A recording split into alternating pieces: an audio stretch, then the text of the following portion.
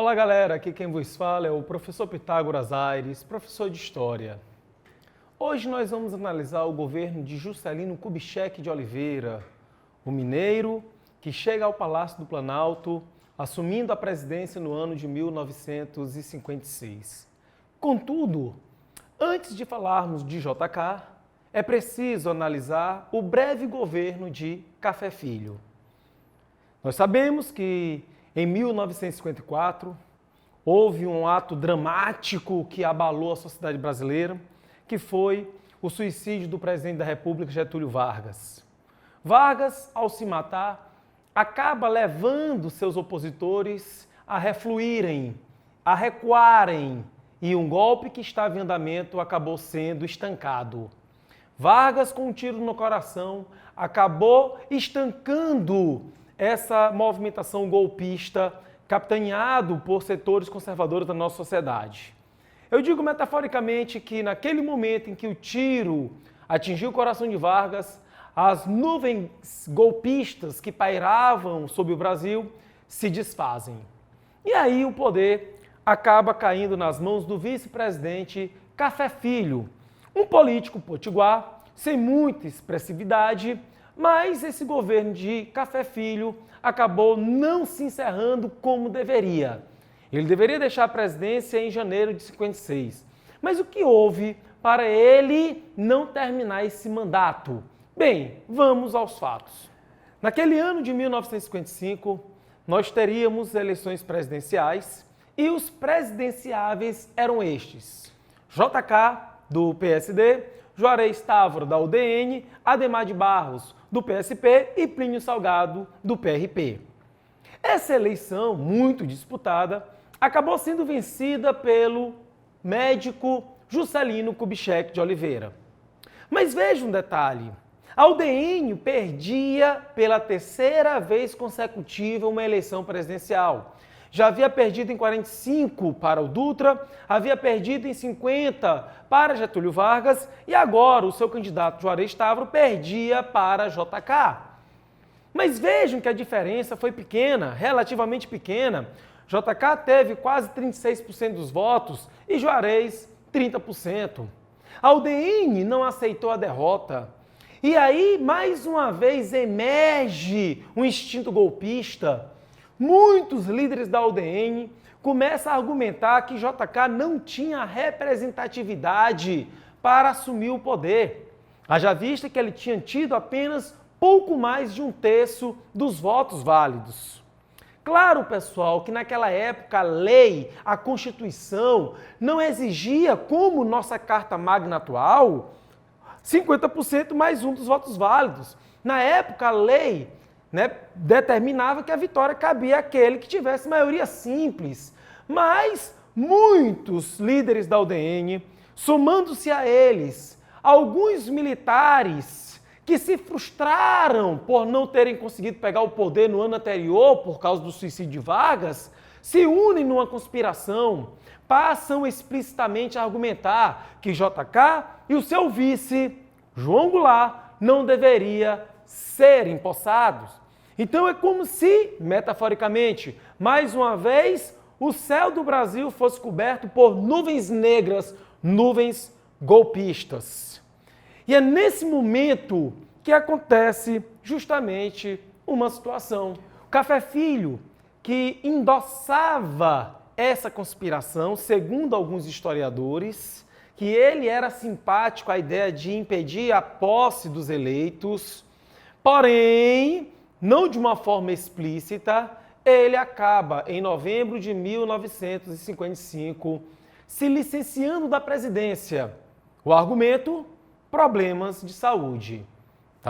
Inclusive, é bom lembrarmos que alguns políticos daquela época suspeitaram dessa saída do Café Filho da presidência, dessa licença provisória por questões médicas.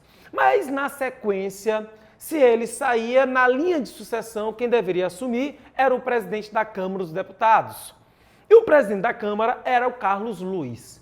Carlos Luiz, que apesar de ser do mesmo partido do eleito JK, era muito próximo a líderes da UDN. Inclusive, muito mais claramente simpático à ideia de impedimento da posse dos eleitos, JK e João Goulart. Quando ele assume a presidência, sendo ele simpático a essa ideia dos golpistas, é claro que ele estava com a faca e o queijo na mão. Ele poderia se articular para impedir a posse dos eleitos, ou seja, nós estávamos ali numa situação de iminência de um golpe de Estado. Mas eis que o ministro de Guerra, Henrique Teixeira Lott, prevendo essa situação, ele acaba liderando o que muitos historiadores chamaram de contragolpe ou golpe preventivo. O Lott, com apoio de alguns militares, o que mostra que não havia unidade nessa conspiração dentro das Forças Armadas, o Lott resolve depor o Carlos Luiz, depõe o Carlos Luiz e coloca na presidência Nereu Ramos. É claro que o Lott fez não era previsto na lei, na Constituição, ele fez uma coisa ilegal. Alguns chegam até a dizer, eu acho muito paradoxal, que esse golpe foi um golpe democrático. Por quê? Vamos usar a máxima do Maquiavel. Os fins justificam os meios. Ele quebra a ordem democrática, derrubando Carlos Luiz para garantir a posse dos eleitos. Nereu Ramos, presidente do Senado, assume a presidência. Nesse interim, Café Filho aparece, restabelecido de sua saúde, o que levanta ainda mais suspeitas se realmente ele ficou adoentado. Mas o Lott consegue que o parlamento aprove o impedimento de Café Filho, porque as suspeitas eram muito grandes, como se ele estivesse corroborando com os golpistas. E aí, Nereu Ramos é que passa finalmente a faixa presidencial para os eleitos. E aí, meus amigos, essa turbulência política que aconteceu ali no segundo semestre do ano de 55 mostra que, apesar de sermos uma democracia, essa democracia em muitos momentos foi ameaçada. Houveram muitos ensaios golpistas até que finalmente essa ordem democrática fosse encerrada em 64. Mas vai ser uma outra temática que iremos trabalhar mais na frente. Vamos ficar aqui analisando o governo desse mineiro de Diamantina, JK. Juscelino Kubitschek de Oliveira assume o poder em 56, janeiro de 56, e governaria até 61. Eu posso até dizer, pessoal, que dentro desse período da República Democrática, de 46 a 64, apesar dessa turbulência antes da posse de JK, o governo dele foi o mais tranquilo comparado com os outros. Então vamos lá. Quais são as principais características, professor, do governo JK? Primeiro, o JK ele é muito lembrado pela sua política desenvolvimentista. O JK foi um presidente que buscou fomentar o desenvolvimento industrial do Brasil, tá? E aí eu peço atenção a vocês para observar esse tripé. O desenvolvimentismo de JK passava necessariamente pela união do capital estatal. O Estado entrava nesse processo de fomento à industrialização, investindo na indústria pesada, investindo na infraestrutura, investindo na produção de energia. Mas esse capital estatal iria se associar também ao capital privado nacional e o capital privado internacional, tá certo? São os três elementos fundamentais dessa política desenvolvimentista. Lembrando que o capital privado internacional teve muitas facilidades para adentrar no Brasil. O governo buscou atrair investimentos, buscou que transnacionais instalassem filiais no Brasil e, para tanto, o governo gera uma série de facilidades. Lembrando que o programa de governo de JK era o plano de metas, ou programa de metas. O programa de metas era dividido, certo, em 5 áreas. Inicialmente eram 30 metas, dividido nas áreas de energia, transporte, alimentação, indústria de base e educação. Ok? Mas no primeiro comício, na corrida presidencial, ele fez esse comício numa cidade goiana, cidade chamada de Jataí. Um eleitor fez uma pergunta simples. Perguntou a JK, o presidenciável, se ele iria implantar a capital federal no Planalto Central. Ora, vejam, essa ideia, pessoal, não era nova. A ideia de uma capital no centro do país era uma coisa que já tinha sido ventilada desde a época da nossa proclamação de independência.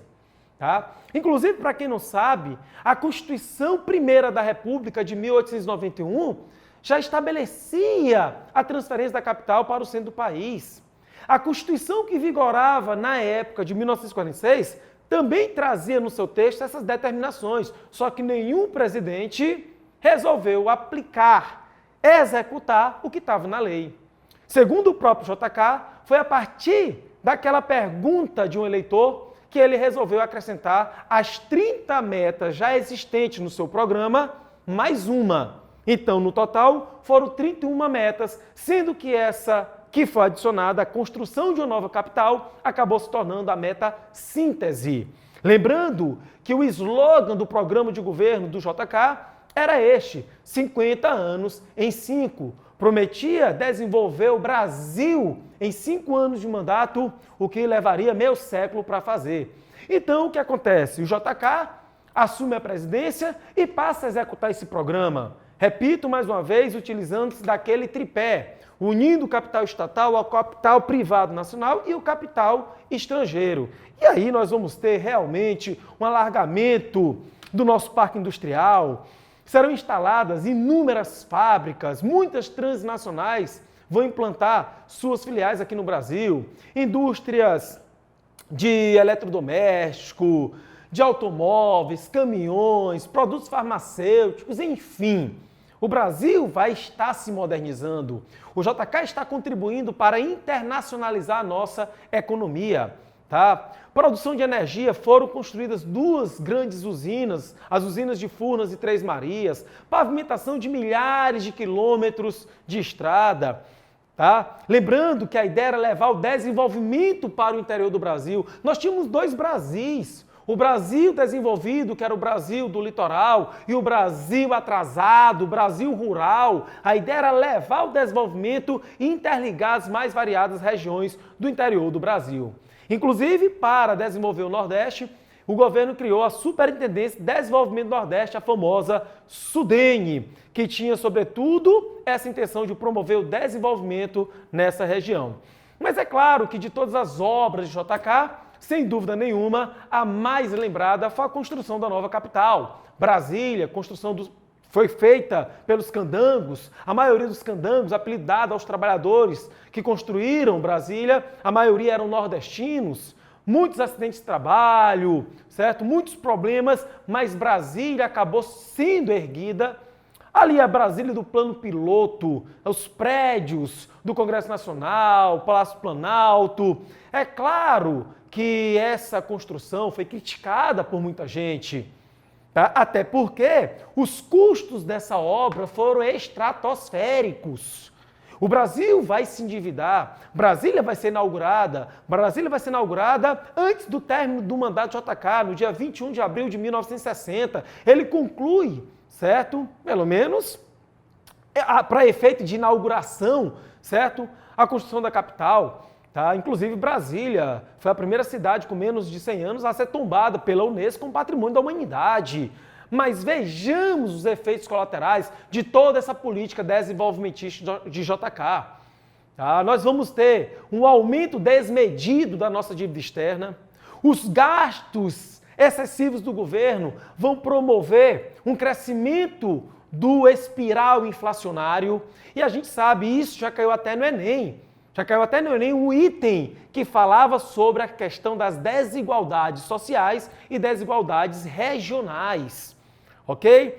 Se já havia um fosso que separava o desenvolvimento do norte e nordeste em relação ao centro-sul do país, esse fosso foi alargado, porque a maior parte das indústrias que se instalaram no Brasil se instalaram na região centro-sul, em especial na região sudeste. E é claro que isso tudo também tem como efeito o próprio crescimento das desigualdades sociais. Apesar desses efeitos negativos, desses resultados colaterais, o JK termina o seu mandato com altos índices de popularidade. Altos índices de popularidade. Mas apesar dos altos índices de popularidade, ele não consegue fazer o sucessor. O sucessor que ele pretendia colocar no Palácio Planalto era o Henrique Teixeira Lott. Lembrem dele, aquele general que garantiu a sua posse. O general do golpe preventivo ou do contragolpe, tá? Ele quis que o Henrique fosse o seu sucessor, mas o Henrique não conseguiu vencer um fenômeno eleitoral chamado Jânio Quadros. Nas eleições de 1960, Jânio Quadros aparecia com um discurso moralista, prometia varrer a corrupção do país, varrer a improbidade administrativa, varrer os maus funcionários. Não é à toa que o símbolo de sua campanha foi a vassoura. Um político que tinha um domínio da língua portuguesa, nos seus discursos impecáveis, sem uma vírgula fora do lugar, falando palavras que eram retiradas daquela página do dicionário que você nunca abriu.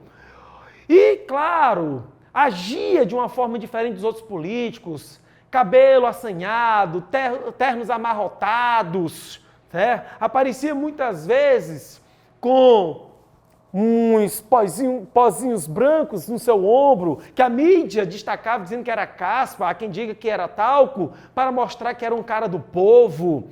Muitas vezes nos comícios simulava desmaios, para o público ficar ali tenso na expectativa e de repente, como se fosse uma espécie de própria fênix emergindo das cinzas, voltava a si com mais rigor, bravando moralidade, o público ia a êxtase. E diante de toda essa estratégia populista, Jânio Quadros acabou se tornando o eleito e futuro presidente do Brasil. Em falar em futuro, é isso que a gente vai ver na nossa futura aula, o governo do Jânio Quadros. Oi, galera, fica com Deus, um forte abraço, até a próxima.